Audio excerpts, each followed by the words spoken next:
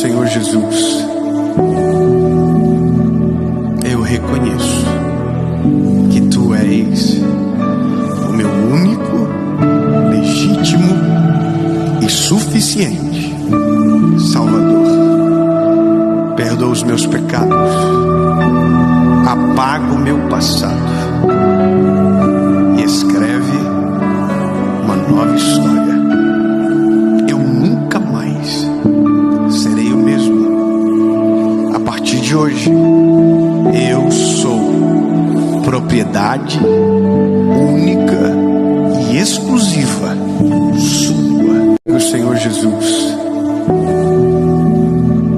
eu reconheço que Tu és o meu único, legítimo e suficiente Salvador.